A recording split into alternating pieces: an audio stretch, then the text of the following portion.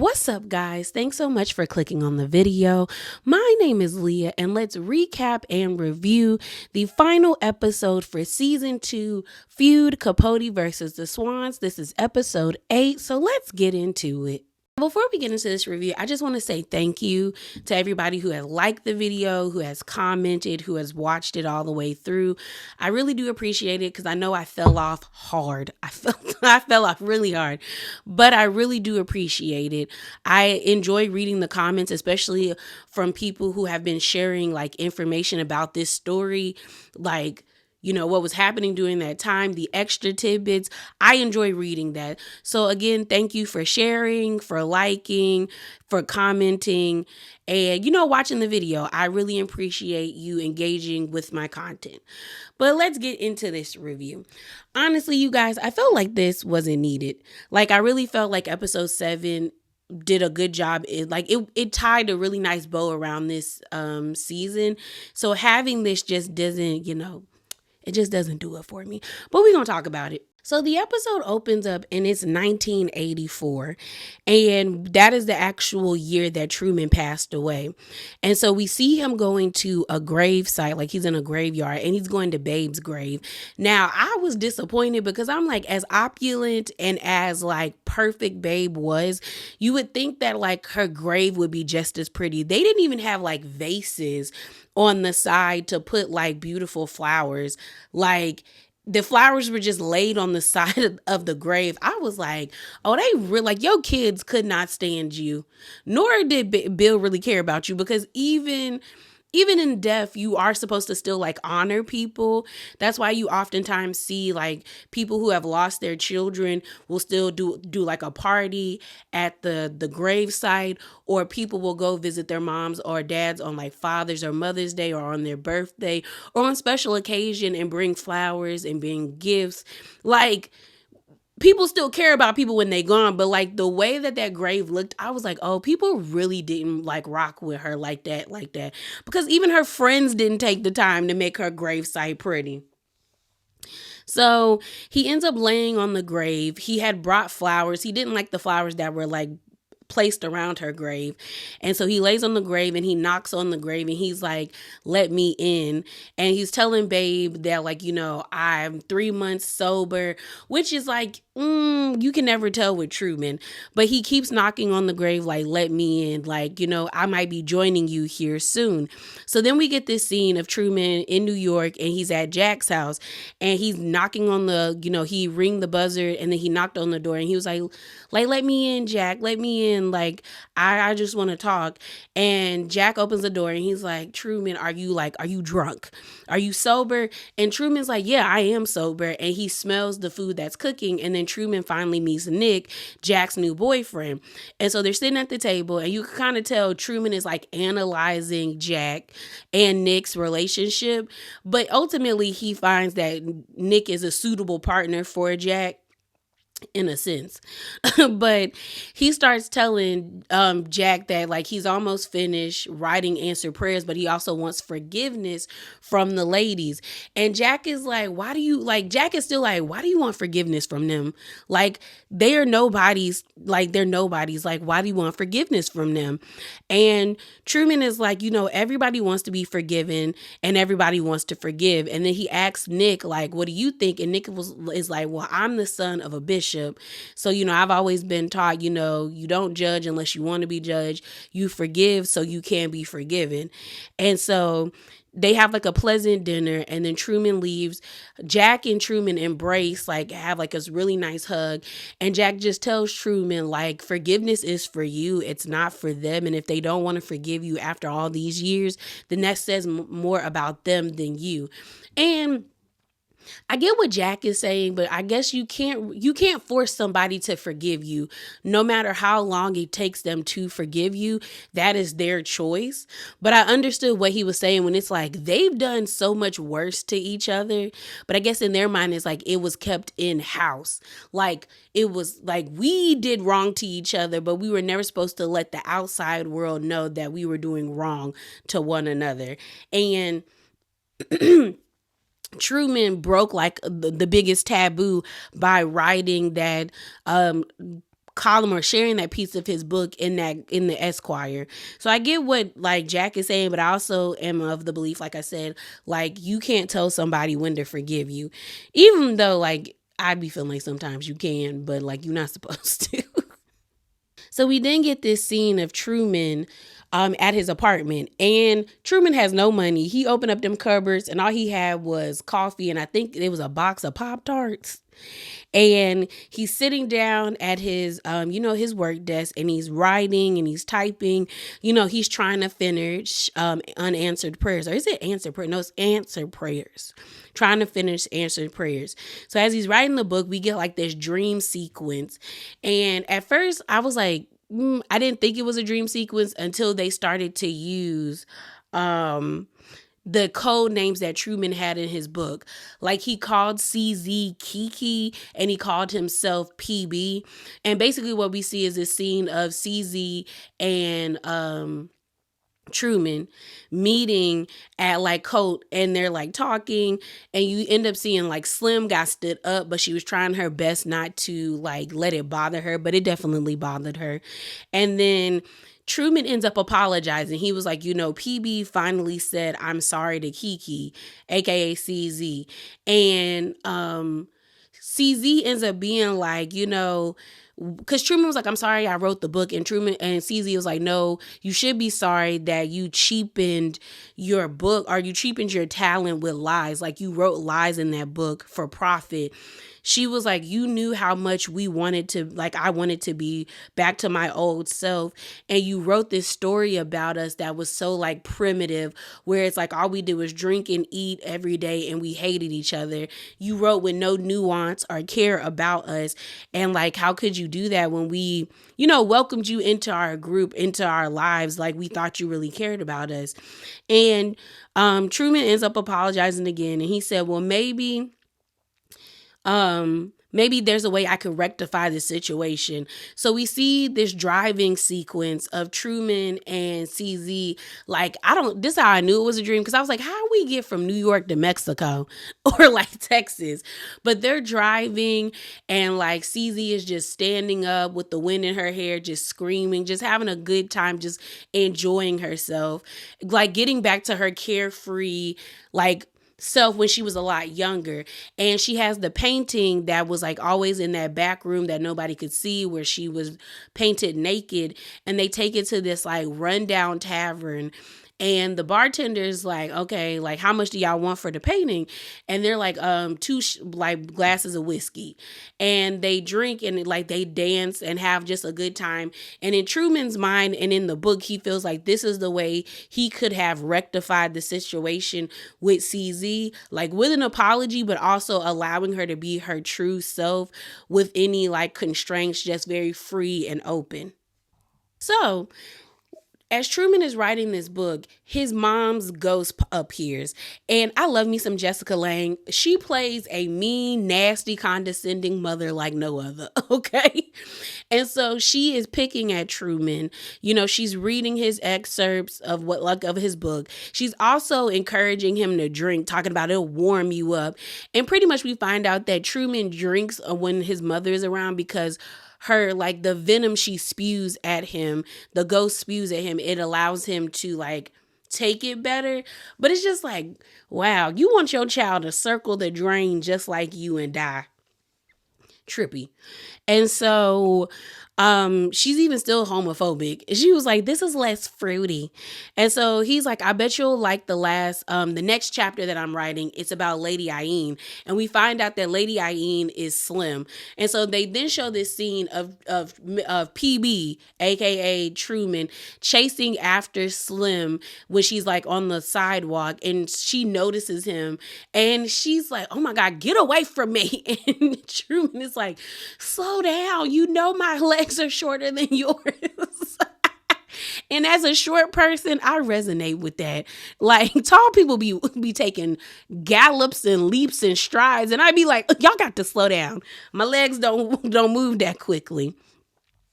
And so And so basically, she just unleashes all of her rage. She's like, you made me a laughing stock. You made me unlovable. Everyone hates me. You made fun of my dreams and my ambitions. You made them sinister. She ends up punching him in the stomach like twice. And then for some reason, she allowed Truman to follow her home, and we find out that she's moving. But where she's moving to isn't some like nice part of town or some nice part of a new city. She's moving to Santa Barbara in like some 1-bedroom apartment because that's honestly all she can afford, and that's honestly all she has because she doesn't have a family like she doesn't have her family around anymore like that.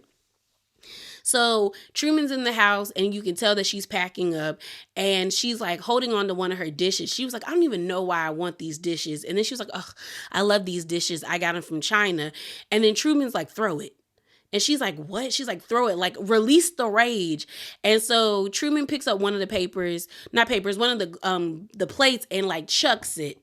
And then she starts chucking and they just start throwing the glass plates up against the wall. And then once they calm down, you could tell that it was a release. I don't think people understand how badly like rage, hatred, and like revenge really eats away at you. Like you can tell when somebody is consumed with that. Like it shows on their face. Like they always seem heavy. They look dead in the eyes. They just like you. Hate oozes out of people, okay? When you got a good heart or you're just a decent person, like you live better, your skin look better, you know what I mean? So Truman is like, I'm going to give you what you always wanted to feel special. I'm going to throw another black and white ball and you can wear red. And at the black and white ball, Truman presents Slim with what she always really wanted was to be loved by a man that could like match her prowess and bow.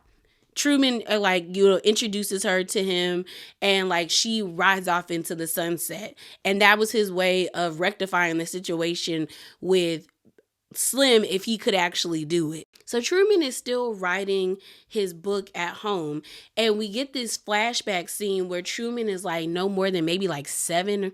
He possibly could be like 7 or 8. Between ages like 6 and 7. Well, no. 6 and 8, I mean. And like he's like banging on the door talking about let me in, and he's like jiggling the door handle so badly that it falls off. And we find out like when he looks through the peephole, it's his mom and some random man like making out and like fondling each other. And the mom tells tells the guy like, hey, like go get me some smokes. And then she comes out the room mad at Truman being like, you messing up my game, sir. Like, you know, when men find out that I got a son, they don't want nothing to do with me. They don't want nothing to, so I had to tell them you're my nephew from my wayward sister. And then she was like, and honestly, are you really my son? Like, you know, the way you be flouncing about, like she really was tearing him down, even as a baby.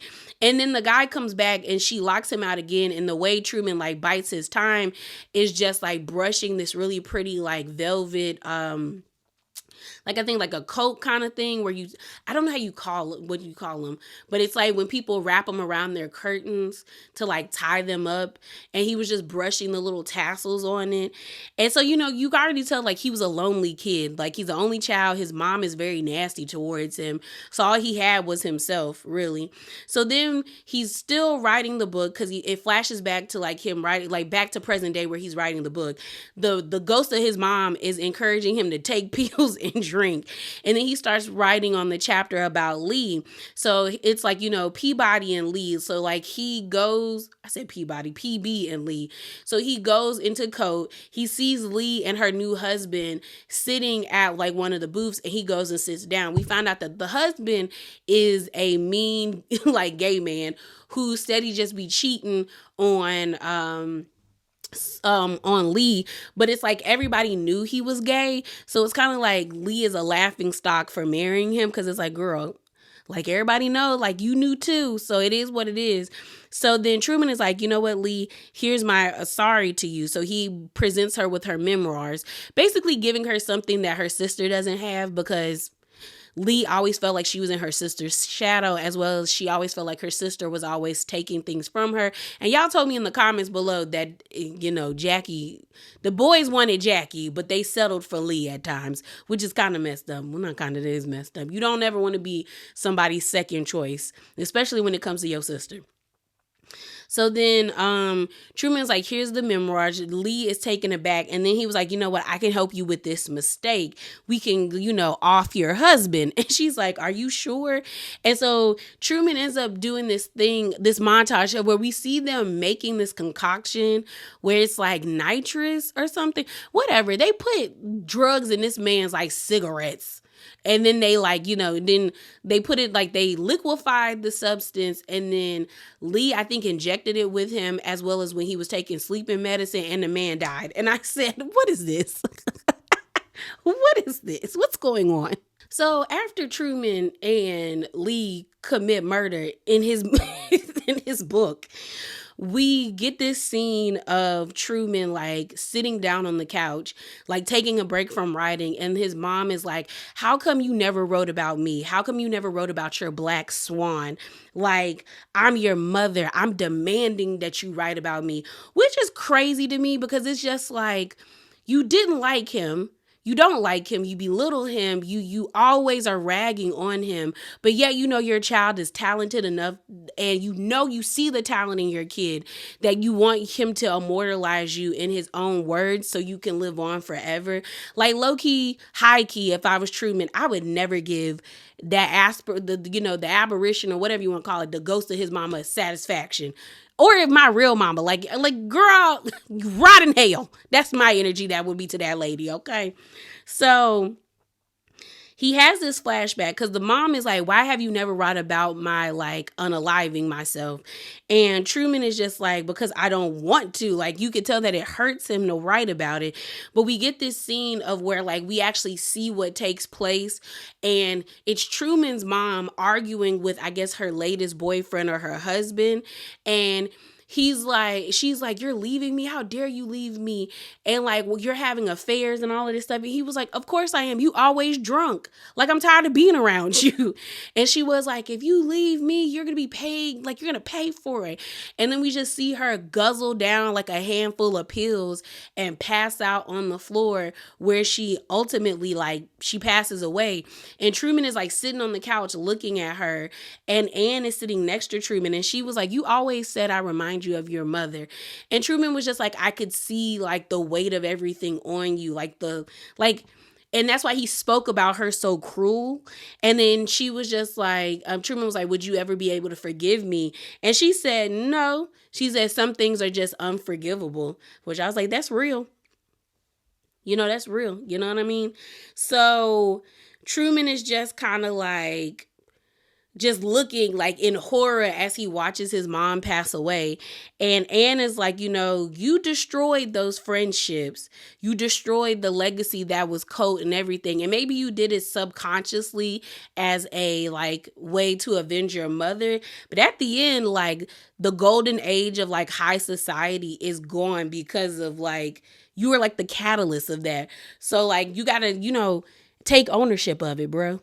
So we see Truman back at the graveyard, and he has unanswered prayers with him. He has the box of all his notes and everything, and he's smoking, and he pours a little bit of lighter fluid on it. And he's like, I don't know if I can destroy my masterpiece.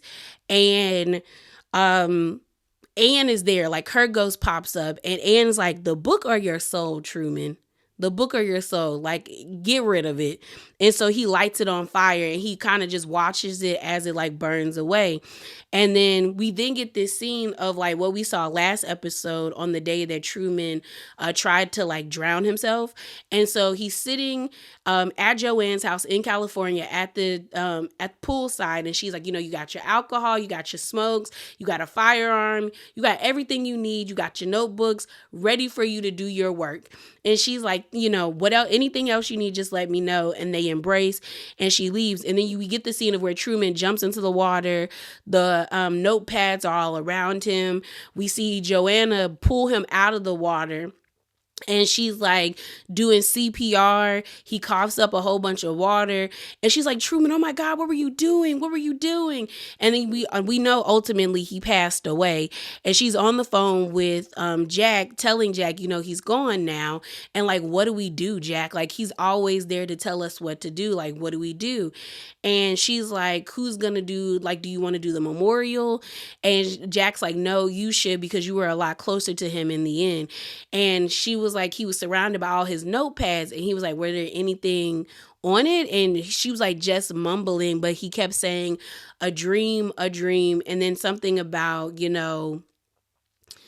like a dream of forgiveness, or I think that was the word. But he kept writing a dream, basically letting us know that all the sequences that we saw was a dream of things that Truman really wanted to ultimately do and be forgiven by these ladies. So then the time jumps all the way to 2016, and we are at an auction where they are auctioning off Truman's ashes. And when I tell you, I was so like disgusted. I said, why would you take a random man's ashes? If anything, y'all should just, like, I don't know, dump. I feel like you shouldn't have the ashes of a dead person that you don't know in your house. Like, I feel like the most respectful thing to do would maybe like scatter them somewhere in a place that you know that like they loved, or a family. I would not be bidding on someone's ashes that I don't know. So that's what I felt bad that Kate wasn't able to get them. So we see Kate, she's a lot older. She's with, I guess, like a financial advisor, and they're auctioning off his ashes. She had to stop at like, I think 13,000, because she told the guy, like, tell me when to stop. Like, tell me when to stop, when I can't go anymore. And she had to stop. And the ashes actually went for $45,000 to like an anonymous buyer in New York. And then we get this scene of all four Swans. So it's Slim, CZ, Lee, and Babe. We don't see Joanna, but we know Joanna wasn't cool with the clique like that. And we don't see Ann because it's Ann. But they're all judging everybody. Babe is scoffing that people got on flip-flops at an auction. CZ is like, when did the world get so graceless? Slim and Leah is like, yo, New York ain't even New York anymore. Like, the vibes are not the vibes. Like, there's nowhere where you can go where it felt like us. And so they're all like, I wonder who got his ashes. But what I find interesting is the dresses that they've had on. Like, Slim, Babe, and CZ all had on their outfits that I remember. I feel like I saw them. Those were the dresses that they wore at the white and black party. I don't remember Lee being there. So her outfit, I don't remember where she wore that. But I was just like, even in the afterlife, y'all were like trying to uphold being Swans pretty much. Or y'all just couldn't let Truman go the way y'all really wanted to. But we find out that Slim passed away in 1990, CZ passed away in 2003, Joanna passed away in 2015, Lee passed away in 2019, and we know Babe passed away in 1978. And that's where the episode ended, with Babe looking back at Truman's ashes and her walking with the other ladies back to the afterlife. So I guess even in the afterlife, they're not there with each other.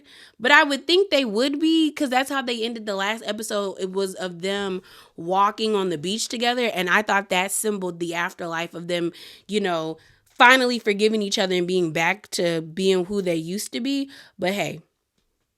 But yeah, y'all, I still think that episode 7 should have been the last episode. I felt like it wrapped up everything in a nice bow. I really do feel like this wasn't needed, because I was just kind of like, we knew they never forgave him. So what was the need to show this montage for like forgiveness when we knew at the end of the day they didn't forgive him? Truman died, lonely and wanting to be forgiven, but they already showcased that on the last episode. So to me, I felt like this episode felt forced and like they were trying to meet a quota when they just could have ended on episode 7. But that's just my thoughts. But yeah, y'all, that is it. That is all. Remember to be bravely authentic, and definitely drop down in them comments below and give me your thoughts on the season and how you feel about this series as its entirety. And I'm out, y'all. Deuces.